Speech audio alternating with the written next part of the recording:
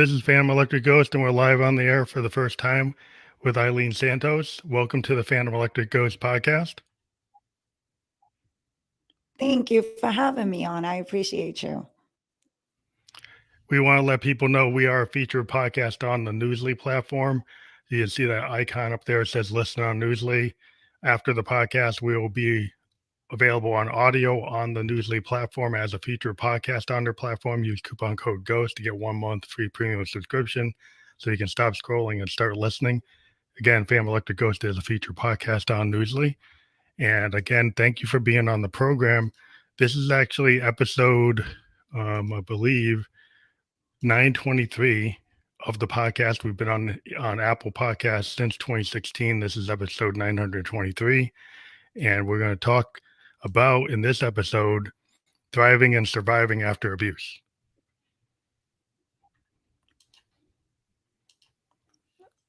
Yeah. That's perfect. Thriving and surviving after an abusive relationship. Yep. So you have a BA in criminology from John Jay, and you've been immersed in the crime community since age 5 based on your information, your bio. And you've been passionate about topics of true crime and been an educator and a survivor on AR. And we have your link below. We'll let people know on the audio podcast that it's like sites.libsyn.com/413-645/site. So yeah, we want to talk to you about your abusive relationship, how you want to talk about how it's affected you and what you've been able to do to overcome it. And why did you get into podcasting? So maybe we start with the beginning. Okay, so I'm going to bring it back to the genesis. First and foremost, I'm Eileen Santos, and I speak about it on my podcast, which is Murder, Blood, and Psychopaths.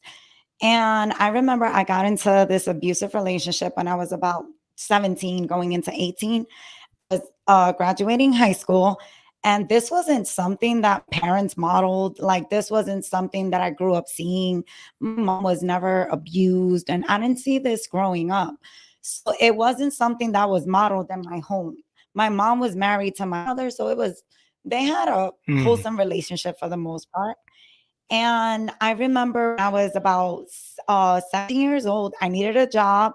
I had to pay for my prom and my graduation. And I remember I got a job at McDonald's. And I remember I was turning 18. It was the summer.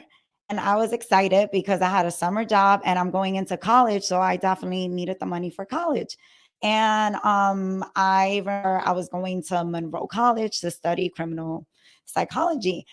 And then I met this gentleman, and his name was Nathan. And that's not his real name, by the way, but Nathan, for the sake of an argument. I met him, and I was older than him by a few months. And I remember we got to talking. I really liked this gentleman, and red flags, they weren't quite there just yet. And then I remember we were young. Then we started this summer romance. And I remember for the very first time, I started to feel like he was like suffocating me because he stopped working at McDonald's. I should have known that was a red sign. Couldn't keep a job. And the thing is that I didn't look at that as me to leave. But then he told me that he got another job. So I was excited for him. And we started this whole summer romance. And he would pick me up at my job, like at night, to make sure that I was going home. But it was the point that it just felt like it was just unsolicited at times. And it felt like he was just stalking me. And finally, when a coworker brought it up to my attention, and he was like, Eileen, that's not normal. Like, he's calling the job and you guys only been talking since like July, and we are still like maybe like almost going into August, and this shouldn't happen. And especially if this is a new person. And to me, I'm young. I didn't think of it in that way because my supposedly guy that I really liked, Nathan, he told me, oh, that guy just likes you. And he was just sort of like making sense, at least to me. So I'm like, oh, probably that's what it was. And then it gradually started where it was like the verbal abuse. And he started isolating me from family and friends. He started speaking ill about my best friend. I had this best friend that we were like inseparable. And he just told me, "Oh, she's pregnant." Like he started demonizing her. Like you don't want to surround yourself with someone like that. And he used a lot of religion because here he is a Christian man. And he used religion to punish me. And he's like, Mm-hmm. "Oh, God would be disappointed in you if you hung out with people like them." So he really started eating at my brain. And I'm a person that I'm smart. I got into it and I can't tell you how, right? And it started that way. And I started listening to him, and then it just one day everything culminated. And in my life, one day we actually made plans to go out to eat. And we met downstairs, and I remember something was going on with my hair, and he didn't like something about my hair. And I remember that was the first time I got punched. He Mm. soccer punched me in the lobby of my building. And I remember going Wow. like, "Oh my God, like I didn't know how to feel." Like I felt like this never happened Wow. to me. I didn't know how to react. So to me, it was a Yeah. shock. Yeah, it was a shock. And I remember going to myself like, "Okay, this is not normal." But then again, he started apologizing to me, and he started like, "Oh my God, like I'm sorry, honey. Like I'm sorry I did that to you. You made me lose control." And you Mm. know what's crazy is that I really started to believe that it was my fault. Oh, so And he I put it on never told you? my He was trying mom, and I so he thought, so I guess I "Wh- was trying to ask, what he was kinda that?" I'm put it so on sorry. you. What I'm saying is he put the blame on you for Yeah, his he own put it on me. action, and then you didn't think to maybe call the Yeah, police or do anything because then he was playing with your head.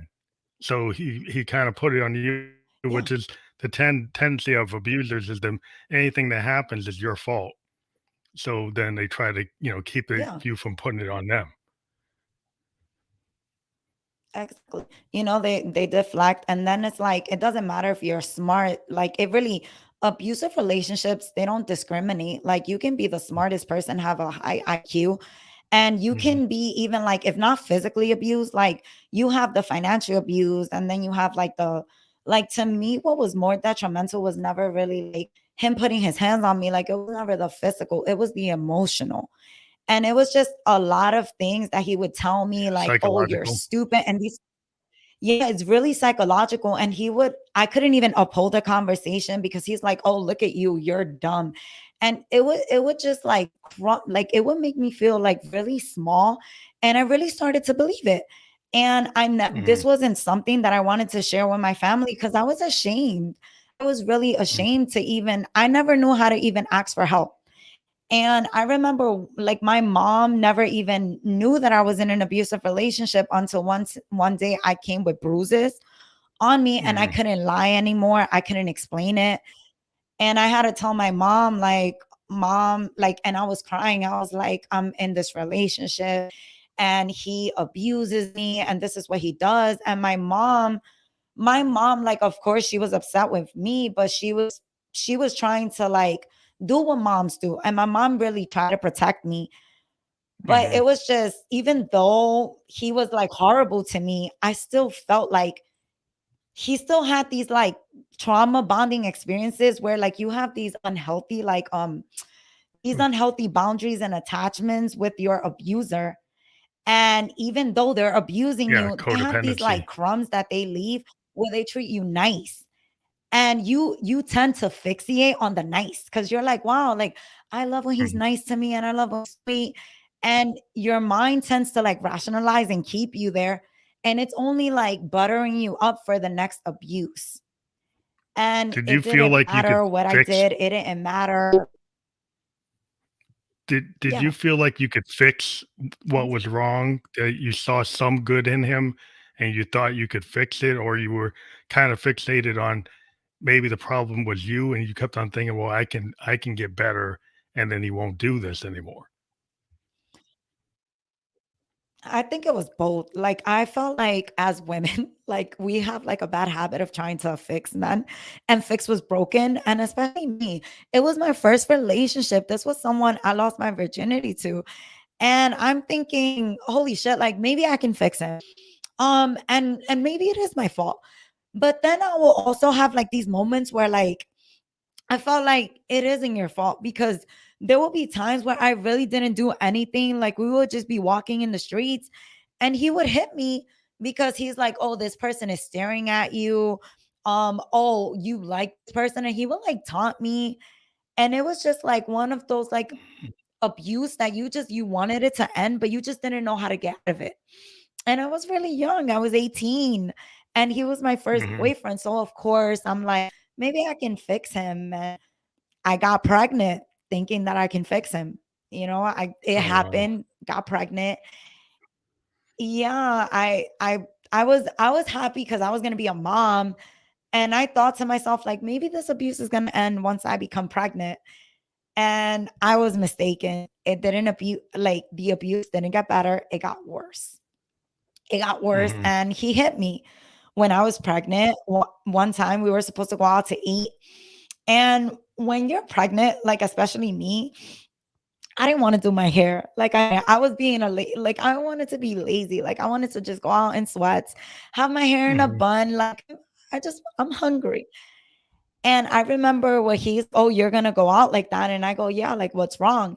And he's like, well, we're not going out like that, like fix your hair. And I'm like, dude, like my hair is in a bun and there's not much I can do with my hair. And I remember he grabbed the brush and he tried to like comb my hair and he punched me. And I remember I went like this and I was on the floor. I was in fetal position because I was already like, I want to say like 4 or 5 months I was showing. And I remember I was in a fetal position in the bathroom and he was like over me and he was yelling at me. And I can't remember the things that he was saying. And I remember like it stopped. And all of a sudden, I remember I'm praying to God. I'm like, God, please, like, let this end. He comes back with a knife and he puts it to me and to my stomach. And he says these like words to me, and he's like, it's you or him. And he's like getting really graphic. And he tells me, and this is like a warning if you guys don't want to hear this, but he told me this as I'm on the floor because I'm in pain. And he like, don't if you don't get up from the floor, do not make me stomp this baby out of you and crush his skull. I remember he said in those words. And I remember thinking like this is horrible because you just found out that we're having a boy, right? And you were happy that we were having a boy. It's your first kid. I'm gonna be a first time mom. And I just remember saying, like, God, this can't be my life. This can't be my life. And it doesn't get better. The abuse just got worse. And of course, my mom, like, she urged me to leave the relationship. And I was always trying because I'm like, I'm having a kid with this man. And I never wanted to leave my kid without a father. But again, this is me putting it on myself, not acknowledging my trauma and just always acknowledging him and putting him forward. And it just, like I said, things just got worse. It didn't get better. And eventually I didn't keep the baby. I lost the baby. My son, my son was eventually born like 6 months after.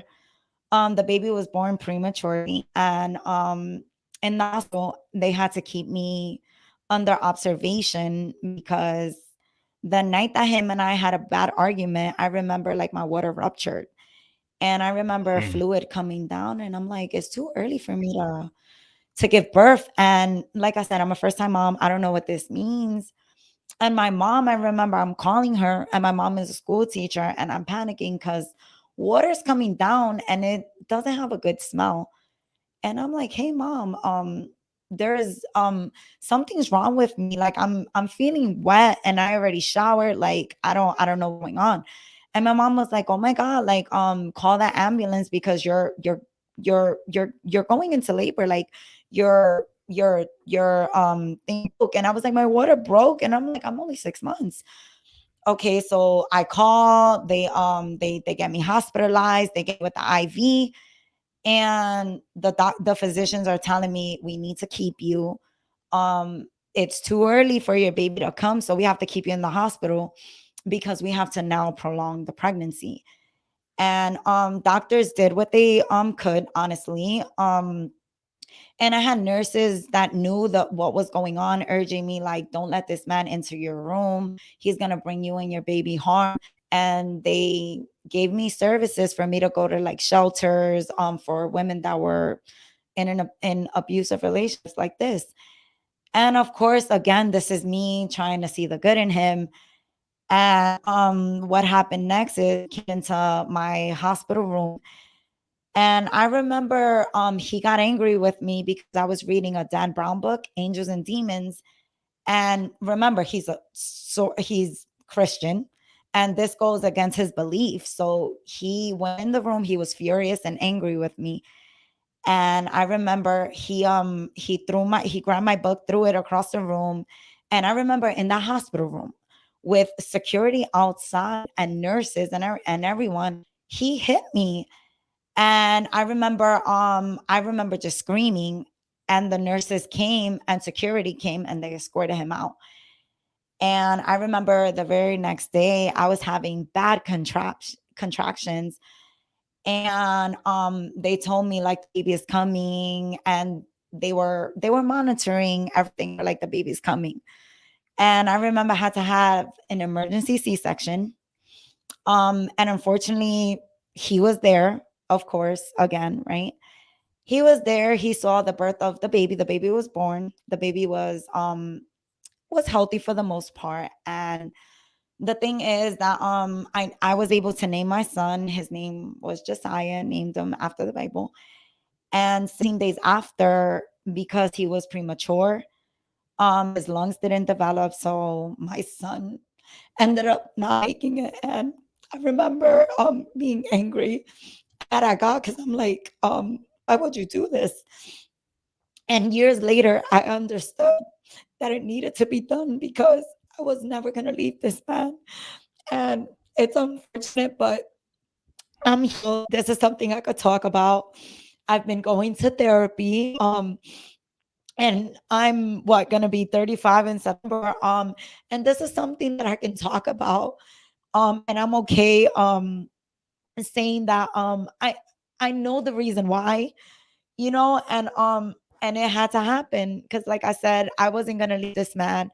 And God knows that I didn't want my son to think that it was okay to act like this towards not only women but like men or just women. And I never wanted my kid to grow up thinking that this was okay behavior. And I finally understood it. But like I said, it took time. It happened gradually. I was with him maybe for 2 years, and that was the last straw. That was the time that I was like, you know what, enough was enough. And I decided to end the relationship. And I would love to tell you that it ended there, but it didn't end there because the last time I saw him, he tried to kill me. And I remember he came to my house. My son had already passed away, and he tried to leverage like a meetup with him and I, because he's like, oh, I got Josiah's death certificate. And he knew what that meant to me, and I wanted that. So of course I'm like, okay, you can come bring it at my mom's house. And I gave him the chance to come to my mom's house to bring me the death certificate. And I let him come in. And as I'm opening the door, he grabbed me and he choked me. And I remember running to my room. And I remember I'm in bed, and he follows me. He's like running after me. And I remember his grip getting strong, like on my neck. And I remember just all the images flashing right in my, like right before my eyes.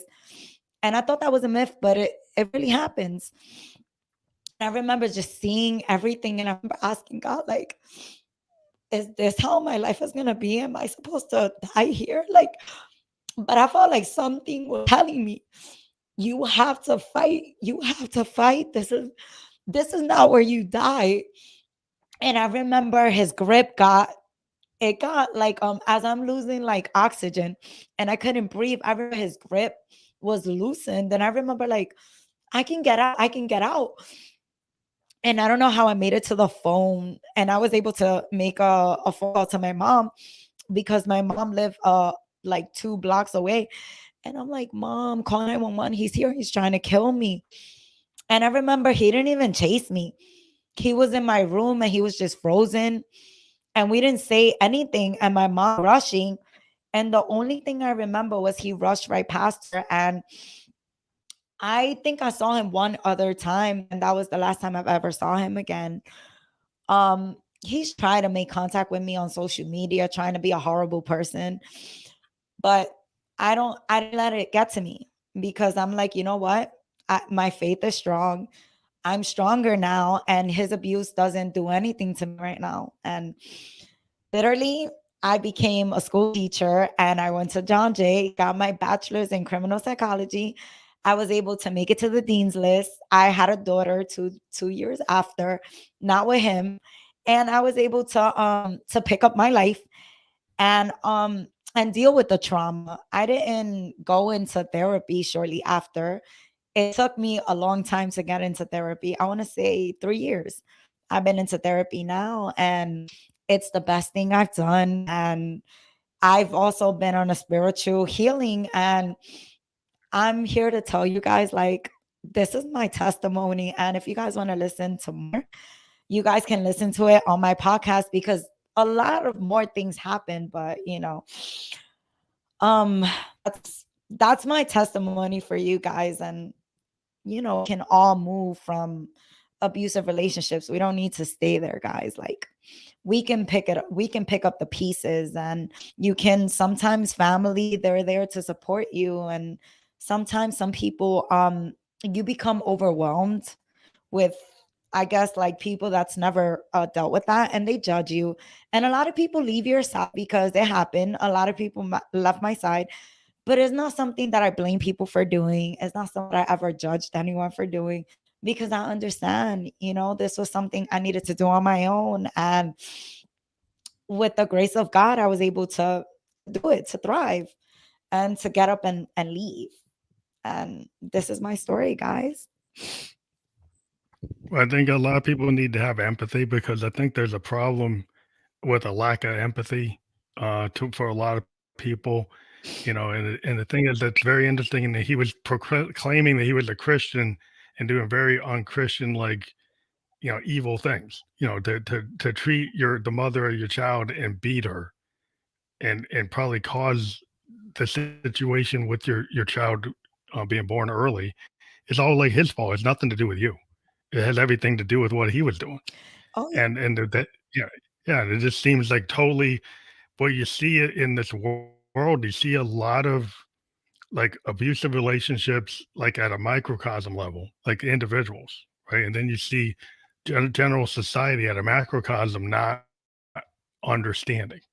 Police officers not giving support to domestic violence and abusive relationships, like coming to a call and then allowing the abuser to still be there, right? Not supporting people by Yeah. giving them the resources they need, not making it easy for you to try to report it, and sympathizing with their abuser. There's a lot of things going on where people you know that are abusers. People say, well, they should still have a right to have a gun. Like, why? Why would you give somebody that does violence the right to have a gun? They could end up killing somebody. You know, there's no sensitivity. And so what I try Exactly. to bring to the show is people need to have some empathy and listen to what your story is and not just have some kind of judgment. You need to hear what you just said. For the last 20 minutes, you've talked, testified to your situation. And I think people need to look at that. And then if they can't understand that, they can't have empathy, there's something wrong with society. Yeah, because it's like, even having this conversation, you would think that, like, the laws improved and things like that. And it's like, don't get me wrong, like, of course, we've at least we're making some waves and we're having a conversation, because before it was like something that was a spousal. And I remember I covered an episode with this woman. Her name was Francine Hughes, and she lived this abuse in the 70s and the 80s, and her husband abused her, and the system never protected her. She Law enforcement, they literally, like, left this man into the apartment because they're like, well, this just between a spouse. And Mhm. the reason it got attention is because she burned the bed he was in, and I don't think her intention was to murder him, but enough is enough. Like, and I've gotten Yeah. to that point where I also thought of also killing him. But this was something about me. I was like, well, I'm a woman of color. This is New York City. There is no stand your ground or self defense. Yeah. And it's Yeah. like, I would go behind bars. Yeah. So this No woman, as she's support. experiencing this abuse, right. And there was no support. And I remember like this woman, like she ended up killing her husband. There was a whole trial, and she had an amazing lawyer that advocated for her. And they're like, there's a lot of women with stories like yours. You need to tell your story because it is not unique, right? There's a lot Hmm. of women that are being abused, and it should never be behind closed doors. Like, we need help. Like, this is a real problem.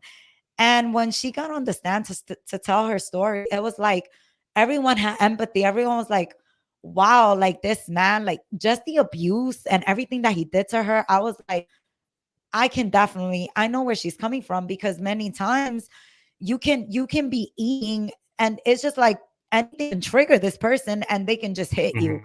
They can throw something at you. And it's like, it's just so like demeaning to you. I remember for a long time I couldn't smile. Like, I had this tooth right here from so many blows, like turned black. I had pictures. I think maybe 2 years ago is when I decided to fix my smile, because for a long time I couldn't smile because I kept Hmm. trying to protect my pregnancy. And people were mean about it online. They're like, oh, you should fix your smile. Like, it looks ugly when you smile. And to me, it was like, this was me, like a marker in like on me, a reminder that I didn't fully protect my son how I should have. And this was just something that stood like as a reminder to me. And it wasn't easy.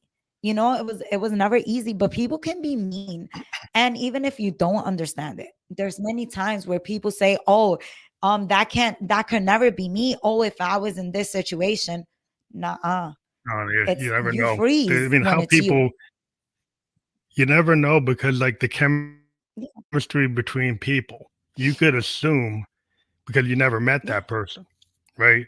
That no one could yeah, ever affect you in such a way that you could end up being in a codependent relationship, right? That you could end up in an abusive relationship. You could end yeah, up yeah, with a narcissist, right? Like an abusive yeah, narcissist. and And you could get tied into it because, you know, what people don't believe, like look at Jonestown. I mean, look at the Heaven's Gate. People get yeah, who were PhDs got pulled into Jonestown. yeah, People with MBAs, people got the PhD, yeah, they get pulled into cults because there's this yeah, narcissistic leader that can actually yeah, disarm you. And so there's a lot of psychology, there's a lot of yeah, sociology that until you meet that person, you have no idea how you might respond. So it's very, people have to be more empathetic, in my opinion, and it's why I do this show because I've talked to a lot of people that have stories about being in abusive relationships or dealing with narcissists. And, a lot of times there's like victim blaming. And in society today, there's a lot of victim blaming. There's a lot of people that are trying to oh, roll things back to where they felt comfortable. And there's a lot of bullies that are of course. bullying different groups. They're Hmm. bullying women, taking women's rights away, bullying minorities, taking minorities' rights away, to the point where, eventually Yeah, there's this case in front of the Supreme Court that says the government took away the right for a domestic violence abuser to have a gun. And because some people think the gun is so important, they think that he should give the gun back to that person because they think the gun is more important than yeah, somebody's safety. And that's where the world is today. We got a bunch right. of bullies who are trying to force things to go back to the 1940s. And so people need to be Oh, aware yeah, that there are people who don't empathize, that want to scapegoat, want to gaslight, want to not care. And but for all those people that yeah, do that, there are people who do care and do want to hear and do want to be advocates and want to know how they can help people who are in that kind of situation. Oh yeah, for sure. And I felt like, because this is why I really like started the podcast, because I'm like, wow, like my story, I know it's not unique. But my story is unique to me. And I wanted to give people the chance of like to tell us about what it looked like, because everyone's abusive relationships are very different. And I literally I've covered like other people's abusive relationships that honestly they didn't get to live to tell it, and their family members, honestly, you become a martyr to your cause. And I've seen family members advocate for better laws. And I'm like, wow, there's always like at least a little bit of lightning at the ending of the tunnel, But I'm really fortunate, honestly, to tell my story, because many people don't survive. And it's like, even if you Hmm. don't understand it, like try not to be mean to someone else's story. Like honestly, if it's fine, like you may have never been in an abusive relationship, it's okay. Like I said, this wasn't something that was modeled in my home. Like I didn't grow up seeing this. My mom, she was married to my father, and my mom, even as my dad and her, they got a divorce, my mom never allowed any partner to give her any BS. If anything, my mom would probably scare the guys away, because my mother was like a no nonsense. But my mom really did, like, she helped me. And my mom, like, and she gave me the tough love because I'm Latina. My mother was like, "Oh, you stupid, you keep going back." But I understood that my mom had tough love. So I had to understand that this Hmm. was my mother loving me. As horrible as that is, like she's calling me like dumb and this, that, and the third, is like my mom never wanted me to get into this relationship. My mom had high hopes. My mom was like, "You're gonna go to college." My aunt, she went to Harvard Law School, and my mom was like, "You're like her." Like, and my mom knew. My mom was like, "You're a college girl. Like, you keep your head in the books. Like, how did you even manage to get into something like this?" And I'm like, "Mom, I can't tell you. I just really can't tell you how it happened. It just did." But I'm alive. And it's just something that I tell people, like, please, if your friend is in one, hold this person's hand. They don't mean to keep going back. They don't. But Yeah.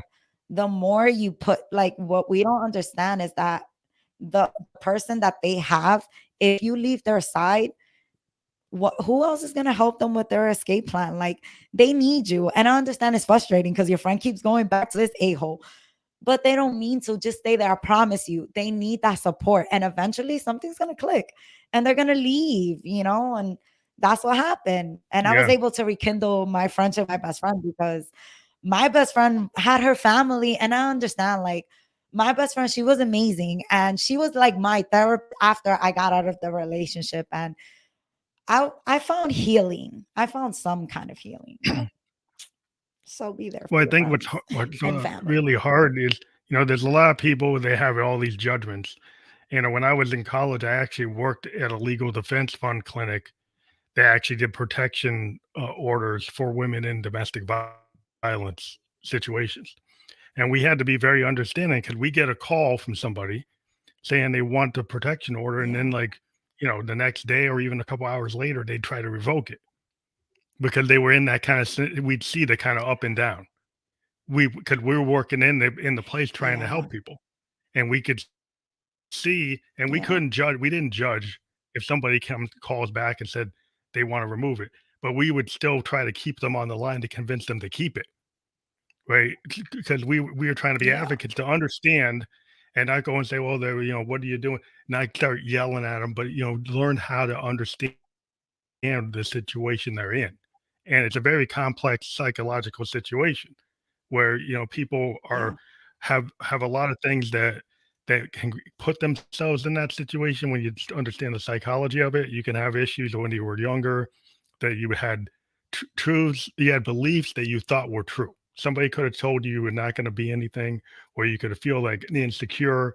And then the person who's like the narcissist can deal with that insecurity in a very manipulative way. And so they hit all the pressure points in the right way, and they kind of keep you there.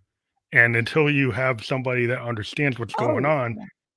you got to have people who can try to help you with protection orders or help you get to the shelters. And we try to get people into shelters, and then they book themselves out of the shelter. And so it's like every week we'd have Yeah. to deal with the kind of back and forth, and sometimes we'd have a success story where somebody got all the way out, but a lot of times they kept on going back and forth. Yeah. And I can honestly speaking on that, like that was me. Like I would literally like put like order of protection against him and then I'll drop it. But you know where my headspace was is a lot of times these guys they know where your family lives. So they can threaten you. And sometimes a lot of times you have kids with them, they can threaten your kids, they can threaten your family. So many times they can mentally like keep you there. So this is why Mhm, like that was me all day, like, going to the police department, getting my order of protection. He'll get arrested, then I'll drop it. Trying to be understanding, but he kept me there mentally like fucked. It was just like oh, mhm, I know where your sister lives. I'll make sure to do this. So it and trust me, I had like some law enforcement that thank God like they will be understanding and they'll tell me like it's not gonna change. But I was only 18. Like I'm a mhm. teenager. This was my first relationship. It's hard. So It's hard. I don't Yeah, I don't right. And yeah, I like battered women syndrome is real. And yeah, he it's a kept real me thing. there, and it was just like it's a real thing. Like it really is. It's not made up. And unless you're in that situation, that's the only way you'll know. And if you love this person, you think that you're gonna save them. You're like, I like you think that the love that you have for this person is gonna be enough to change them. It never is. Not kids, nothing. There's nothing, Oh, now I mean, right? you But were pregnant and he was still attacking you, so they're kinda the kind of consideration of, like, most men, if they're gonna be a decent man, you're not supposed to ever hit a woman, and, if your woman's pregnant, of course. why would you ever hit her? You're supposed to defend her. So that right there is broken in this Exactly. person. They've got a broken Oh, concept, and they're doing all this they probably hate themselves, but, instead of yeah. killing themselves, they do all this outward attacking, you know, and usually they're Yeah. self-destructive, but a lot of times they take other people with them, and so they Oh in yeah. some cases like you see all this outward attacking of other people, but they're doing self-destructive stuff already because of they're in this narcissistic, really dangerous place, and you want to probably try to help them because you see they're in pain. You can probably see the pain that's in that person, but they're just toxic. Of course. It's just hard to deal with somebody who's toxic. Oh yeah. Yeah. Like and you know what's the crazy part is his father was an amazing person. Like his father, if anything, told me to get out of the relationship. He's like, listen, my son does drugs. He's not good for you. And he steals. Like his father told me. He even had a stepmom because his mother passed away. And I was trying to be understanding, like, oh, your mom passed away. Like, I'm sorry. I also lost someone. But I lost my aunt to murder. And I think his mom, I believe, I don't know if she had like a heart attack. She was young. And I felt like maybe I'm here to maybe help him heal. Maybe we can heal each other. I lost someone and you lost your mom, but that's the thing. It Mhm. it wasn't it was I was mistaken. And his brother, he had a brother. His brother did not share these ideologies. No one did. It was him. And Mhm. I was just like so shocked. Like, how is it that your father is not this way, or even your other brothers and sisters, they're not this way, but you turned out this way. But I don't know. Yeah. And Yeah, everyone grew up people's, in the same household, so everyone almost had yeah, the same upbringing.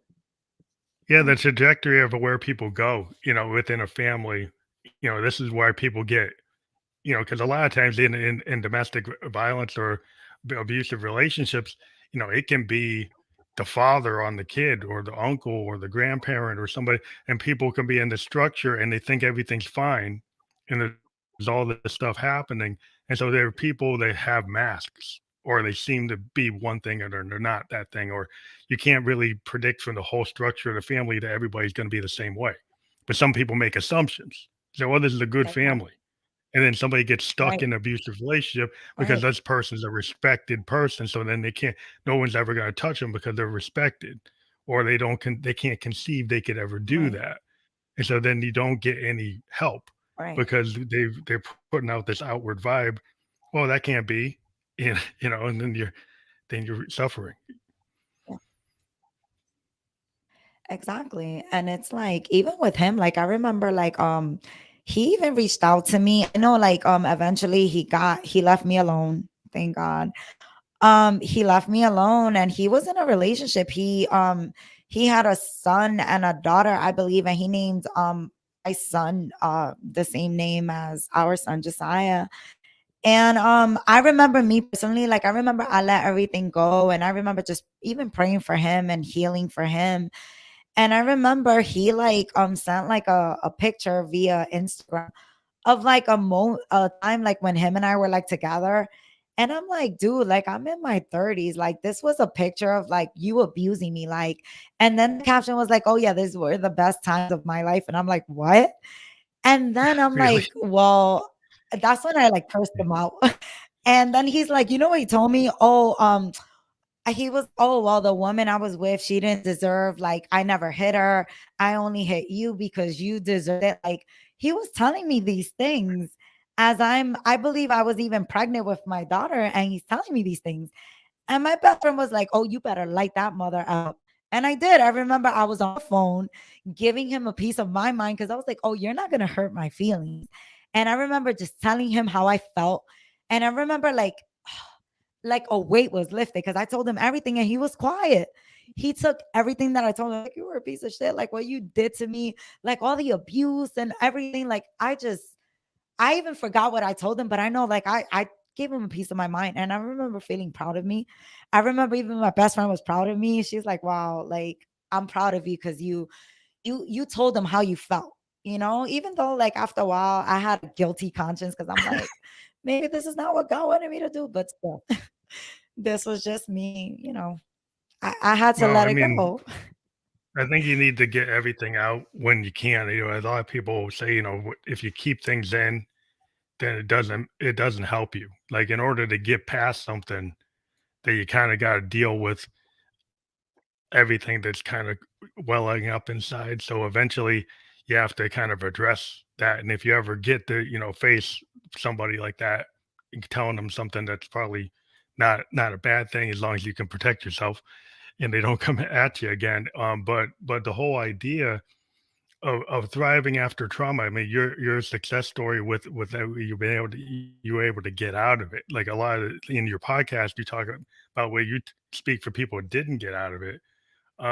So about thriving after the trauma, can you talk more about what things you did besides doing going to college and doing the podcast, and maybe talk more about the podcast because I'm interested in what you do with every episode for that. Yeah. So sure. So everything after like my abusive relationship, it was just I know I needed to go to school. I got pregnant 2 years after. So I was like, I need to be someone who my daughter is gonna look up to. I need to be a role model. I was working in bars trying to win easy. And I'm like, well, I'm pregnant. I need something sustainable. So I'm like, you know what? My daughter gave me that direction I didn't have, and that was going to school. So going to school, I got an associate's in criminal justice, and then I went to John Jay and got my BA in criminology. And then even then, like I remember doing like public service, like working in nonprofits because I was always trying to help people with traumatic brain injuries, with OPWDDs, which is people with developmental disabilities. I work for an agency. And I remember like all of this was giving me a purpose. And I'm like, well, I don't want to do this all of my life. Like, I want to do something more. And I remember when the pandemic hit, I lost my job and I worked for the DOE. And I was like, which is the Department of Education. So I was like, let me see if teaching is something I want to do. And surprisingly, guys, teaching, I thrive in what's teaching and counseling. I feel like I thrive. And then Mm. I remember just starting a different path. And then don't get me wrong, I got into like shitty relationships after. And I was like, you know what, Eileen? You're in your 30s. You have no more excuses. Like, what are you going to do? And I'm a person that I self reflect. So I'm like, okay, I need a therapist. So I remember I was like, I want a therapist. And I was Mhm. like, I also need spiritual healing. And I remember praying to God and I'm like, I need a therapist. And I remember I had a list of providers and his name came up. His name is Freddie Baez. And I was like, this is my guy. And let me tell you, like, I like during this like recovery, I honestly can tell you guys, like, there's tools in therapy that I didn't have. I was always a person that I never really fully knew how to get my emotions out. And as a Latina, you parents, they kind of you kind of had to repress a lot of it because they're like, oh, you're so emotional. And at least my family, they didn't believe in therapy. Okay, my family does not believe in Mhm. therapy. They believe you're not broken. You're not broken.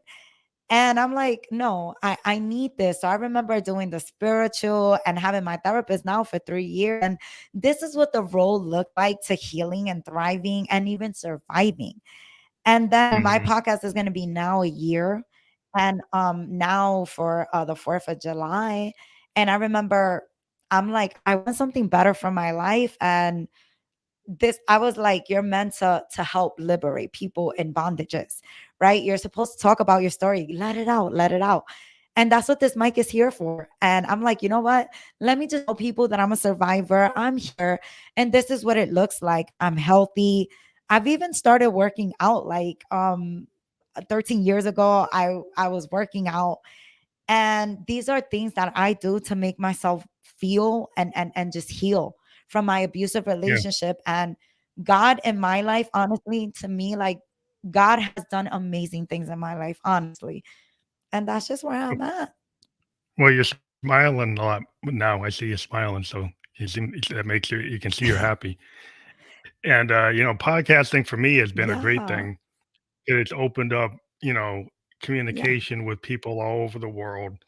And what I like about it is people can take a platform Mhm. and they can really dive into it. In a world where people get like a 30-second TikTok and they get the reel and they get the short, the Yeah. podcast allows you to dive into stuff in a world where people say that you can't do that. Where we live in a world where I'm a musician, where we have Right. songs now where we can only do like 2-minute songs. We used to do songs that were like 8, 9 minutes. And the podcast, what I liked about it, it's a long form uh, format where you can start to really know somebody. Right. Like if you only talk to somebody for like 5, 10 minutes, you Okay. don't really know. But when you can do these hour-long episodes Right. or these long-form episodes, you can really dive into a topic, dive into the guest, dive into the issue, and tell a story. And I think that's what people like about it. Of course. And for you, I mean, it probably opens up a lot of opportunities to like do what you're saying. You're a teacher, you want to help people, and the podcast is like an immediate way you can Yeah. get out on the web and start to affect people right away. Exactly. It's a platform, right? I'm happy, you have a platform and I'm happy you're an ally because you definitely understand. So like I mean, I'm grateful that you have me on your podcast, but podcasting, I've even like had challenges as well. Like, it's podcasting is an amazing platform, but it's like sometimes, like, it's not even consistency, it's just my teaching.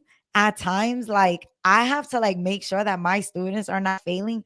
So many times, like, episodes that I think I want to air on Monday doesn't happen. And one time I remember there was like a whole month where I Mhm. couldn't even release like an episode, and I felt horrible because I'm like, how do you do it? But then I'm like, you know what? Now, thank God we're on summer vacation. So I'm like, I definitely have the time to get out there and podcast because you have an amazing audience. I feel like I have an obligation to my audience to say, hey, Mhm. this is me, this is my voice. And you guys are going to listen to my amazing voice for like a whole hour, 30 minutes or whatever. And sometimes I'm joking around and I try to make people's lives like really happy. I'm a positive person and I thrive on positivity. So I'm always like, hey, like, if you guys are going to have a bad day, listen, just listen to me. Like, I have bad days, but guess what? I have to pick myself up at times and just be like, you know what? Today may be a bad day, but tomorrow's going to be an even better day. Tomorrow doesn't define tomorrow, whatever happened yesterday does not happen today.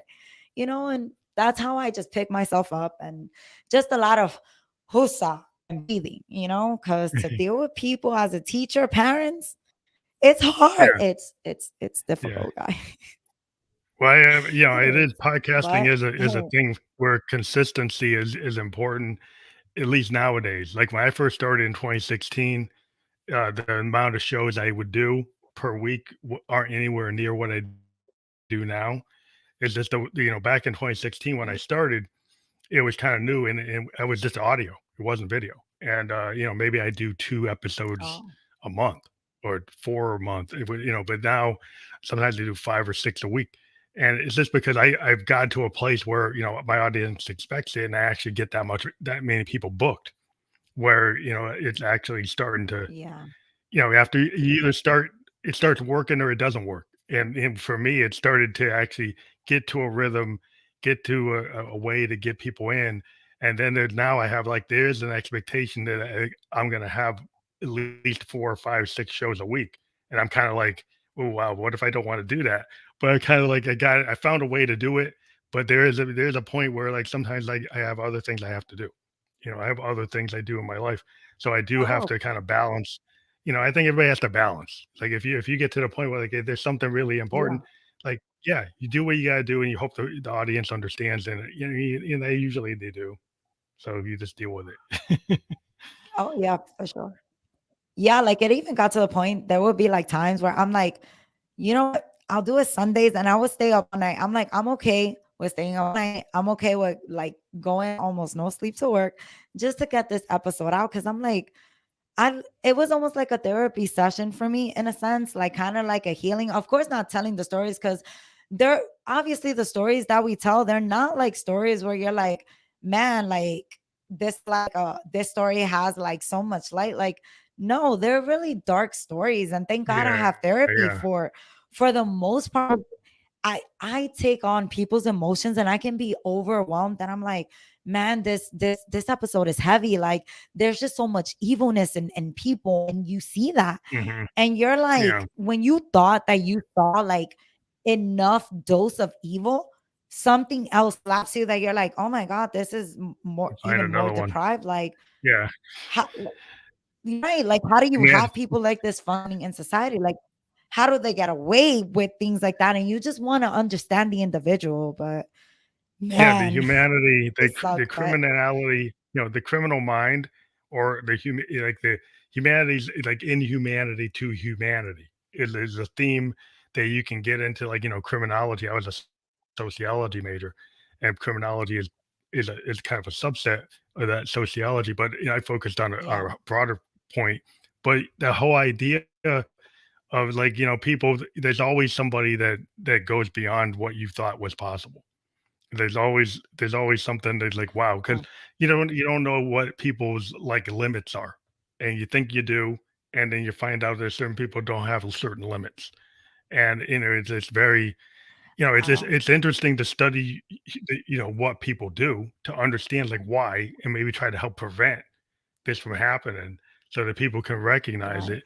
And I think that's what being able to teach people stories or tell stories, even if they're hard, I think is yeah, important, because people need to yeah, be able to recognize some patterns. And if you actually show some pattern, maybe somebody will see something and they're like, oh, I'm actually inside something like that, and that's beneficiary to actually help somebody. yeah. And they always have like new like theories like developing. Like I love sociology, like in sociology, criminology, like there's always new like theories emerging. And I feel like many times I feel like because many of us are processing the information forward. So a lot of therapists now they know like they can play around with some theories and come up like me. I had no idea what trauma bonding was at all. Was like a new thing Mhm. that was introduced to me. Like my therapist introduced this to me and my healing. And I remember that I got like the definition, not to misquote, but according to the sandstone.com, which these are like the stages and the way you can recover this, it's a bond and it's an unhealthy one and it's an attachment that develops from a cycle of physical and or like emotional trauma and is followed by positive reinforcement. And I was living this with Nathan, right? Because Mhm. even though all these horrific things, right? They say the most, they say the things that you want to hear. And in that moment, for some reason, you don't see this person as a monster. And it sounds crazy. I know it does. But to you, it's like, man, like he could be so sweet, so nice. Wow, look, he got me Mhm. flowers. He's so caring because they show you this care, but it's a deception. It's a smoke and mirrors, but it's for you to forget, right? And many times it's like, don't ever forget because you're Forget not about the acknowledging really your own trauma. horrendous thing. Yeah, Yeah, 'cause you mentioned, yeah. like, the So it's like, multiple horrendous things he did, but then you'd have a yeah, moment where you like, "Oh, he did this thing where he's sweet, or he seems vulnerable, or you seems okay, or seems like somebody you could work with," and then suddenly you're on the floor and, like, you yeah, can't work with it. It's like, "What is this?" You're like, you're getting attacked, and then it's like, right, I think that right. And in kinda that, keeps you off right, guard. It's keeping you off guard, right? It's kinda like yeah, the yeah, unpredictability of how they're gonna be, that's part of the whole trauma, right? yeah.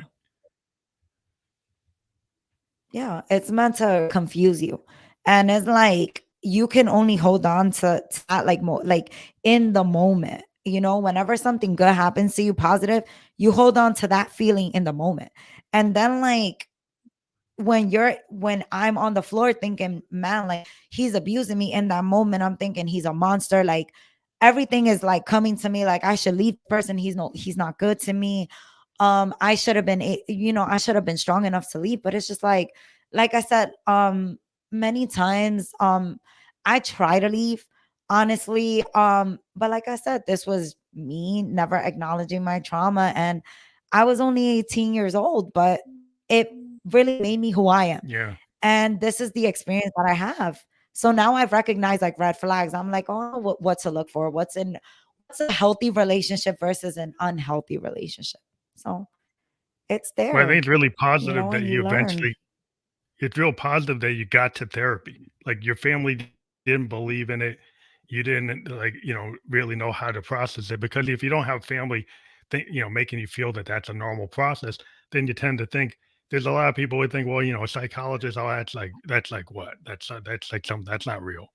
So you get a lot of people that will think because Right, of their family, because of their spirituality, like, I can solve it with my spiritual leader, I can solve it at church, I can solve it with my mom and my dad, I can solve it by right, not talking about it, and right, and they kind of like put it off. It's like that's not real. That's not a real thing.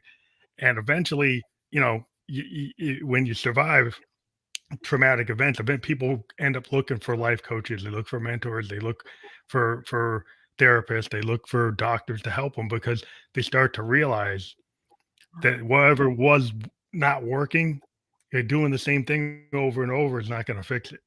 They have to find some new insanity. path, right? Yeah. Yeah, and that's what it was. Like that's how I like that's what I say. I'm like it's insanity. Like it's doing the same thing over and over again, expecting different results, and it's like that's what it was. And you know what? And there was times where I had to be kind to myself cuz I'm like I'm done with punishing myself. Like I'm done with telling me Mhm. what I should have, could have, because I can't change like what Yeah, happened, yeah, but I can yeah. change now how I like to be. Yeah. So it's like it can happen to all of us. Like abusive relationships, they don't discriminate, guys.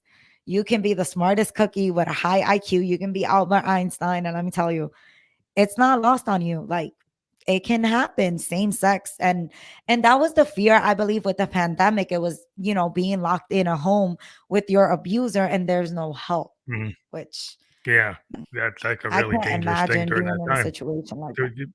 yeah, it must have been really bad, It because we have was. a Yeah. lot of situations where people were Yeah. locked in and they couldn't really go to the shelter, because the shelter was like not safe Yeah. because of COVID. So you have this situation. But I think what people got to understand, you do have to not beat yourself up, and you do have to know, like, the past is the past, right? And don't punish yourself for the past, but go forward. Even if you, like, a lot of times, if people like, Yeah. well, I made a mistake and now I can't recover. Like, they think once you everybody makes mistakes, or things happen, and just because something didn't go right doesn't mean you can't keep on trying. Doesn't mean because you're not able to get out of, Yeah. like, an addictive thing. that you can't keep on trying to get out of it, right? That you don't have to just totally give up. Right, That exactly. you can every day, I'm Right. a cancer survivor. So every day I got up post Yeah. cancer to me was a win, right? The way I looked at it, I beat cancer. So every Right. day I'm Oh, here is a win. And other people could wow, look at, God well, bless you. today is not the best It because I'm depressed.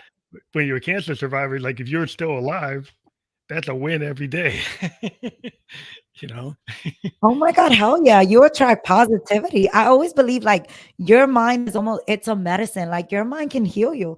And many times it's like I'm so happy you survived. Hey, because there's other people that don't survive and cancer is brutal, but I'm happy that you're here.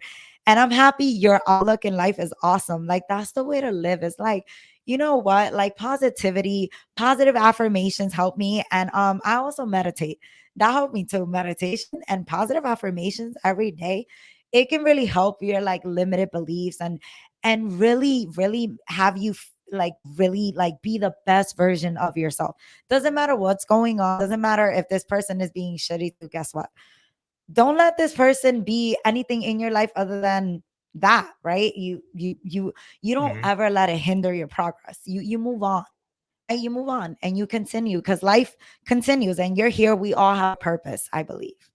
And you Well, have a nobody can purpose. yeah. This Yeah, we podcast. gotta let people not control your mind, like, once you realize that you can control Yeah. your own mind, you can control your body, you can control your heart, Yeah. and, like, your soul kind of purpose, and you start to realize, like, even though somebody told you, like, "You'll never end up amount to anything," right? Or, "You can't be a musician," or, "You can't be an engineer," or, "You can't do this." Then if you say, "Well, like, I don't care what they think, it's what I think that's important." Like I feel like, I Yeah. could be an engineer. I could do this. I could do it. But if you listen to what they said, you let that Yeah. control you. You don't have to let that control you. You can go and keep on. And just Uh, because you have steps on the path that you might slip a little bit doesn't mean that you can't get there. And that's where a lot of people make mistakes. They think, oh, I got to start this whole exactly. diet all over again because I messed up. But like, well, Right. just keep on But doing right. it, But at right? least you're starting. Right. Yeah, you do it. You Yeah. just start It's almost it. like when you're in AA recovery. Yeah, like I know it's hard, like you're gonna slip up, like the thing is not to be perfect. Like perfection sucks. Like it's unrealistic to have those expectations. We're not perfect. But it's just we continue to fight every day. And the fighter in you, I believe, we're stronger than that. And whatever, don't even focus on what people tell you that you can't do. Focus on the people that support you because let me tell you, when strangers support you, oh my God, it feels amazing. Even if family and friends don't, who cares? Focus on the ones that do support you and be grateful to them, and just count your blessings.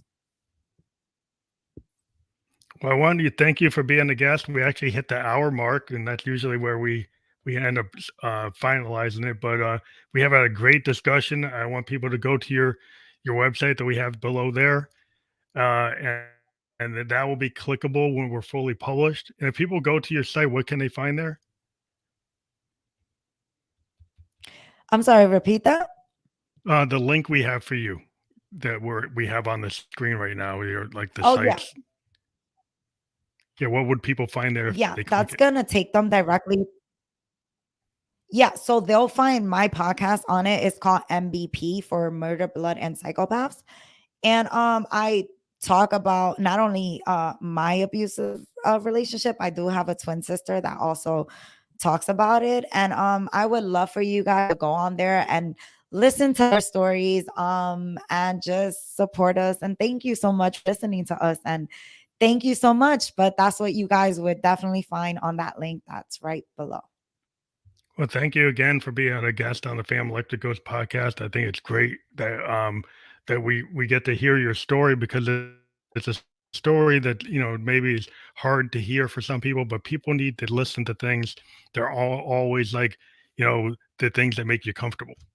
Sometimes you need to as an artist, I always find I have to put myself in an uncomfortable place to progress. And some people like to be in the comfort zone, but Yeah, that's me not too. kind of where I live. I have to go into places where it's not always comfortable, but that's where where you grow. Because if you're just happy all the time, it's like if you're just stable and you're just doing the same thing, like, eventually you find out you're really not happy Yeah. because you got to challenge yourself. And I think it's good to have different points of Yeah. view and to hear everything that's out there. So Yeah. I know this is a heavy topic, but I think people should get into it. Yeah, I agree with you. There's conversations I had to get uncomfortable with, but it makes you have an open mind. And I'm like, you know what? I can see this person's view where they're coming from, because many times we only accept our like view to be the only one. And no, I love like hearing other people's view. I may not agree, but I can at least I can respect your views. We can have different views. It's fine. We're humans. But Yes. Well, thank you yeah, again, and have a great night. So we're gonna thank you. You this too. again will be available everywhere our podcasts are listened to. We're on multiple platforms: Apple, iHeartRadio, Amazon, YouTube, Facebook. This will be on Facebook and YouTube. It's been live.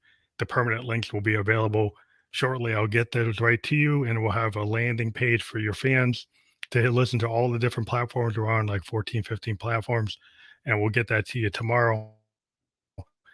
But we'll get the Facebook and YouTube to you right now, post publishing. So thank you for being on the show tonight. Oh, thank you so much for having me. I so appreciate you.